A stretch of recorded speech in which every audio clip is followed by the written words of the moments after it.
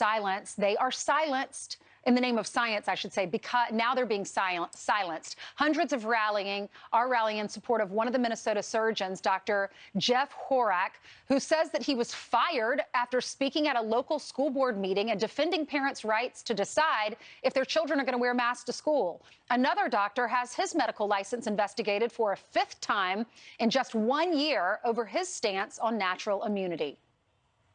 It's alleged that I'm not vaccinated. I'm not. I've been very clear about that. I have a plethora of antibodies because I recovered from COVID. Providing support for Dr. Jeff Horak, a surgeon who was fired because he spoke at a school board meeting. Those two doctors join us now. We have Minnesota gubernatorial candidate Dr. Scott Jenkins and surgeon Jeff Horak. Thank you so much for being on with us.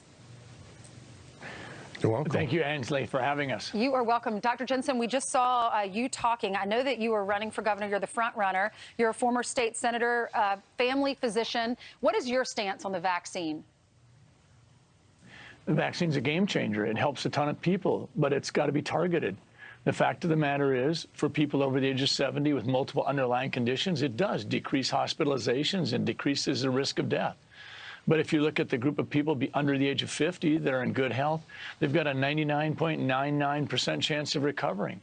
And I think we have to remember that health freedom has to, if you will, be the overarching guiding light. This is America, and we have a Constitution that provides rights and protections for us.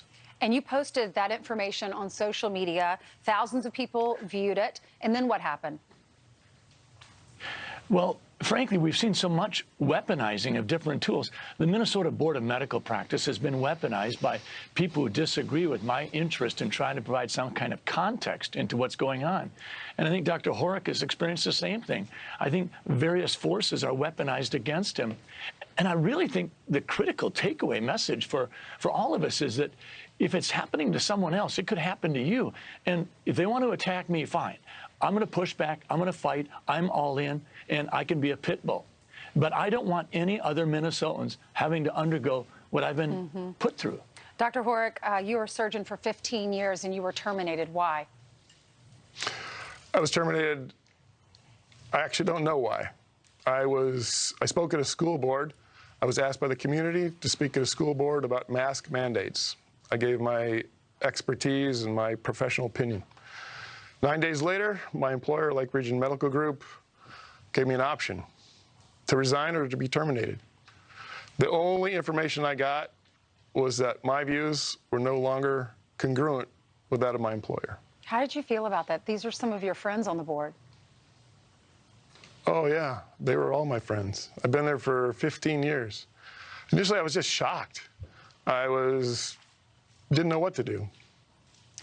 The medical group board statement says, to be clear, this was a decision that was made by Dr. Horak's peers who serve on the medical group board, not by Lake Region Healthcare, the community-based hospital where Dr. Horak practiced general surgery. So what are you going to do now? My wife and I are trying to figure that out. It's been just a week, but we'll get there. I have faith, and I know I'll be good. I know there was a rally in support for you a few days ago. Well, thank you both for being on with us. I'm sorry that you're being silenced and canceled because you have different views than other people in the medical field. Thank you. Thank you. You're welcome. 7:40 here on the East Coast. AG Mary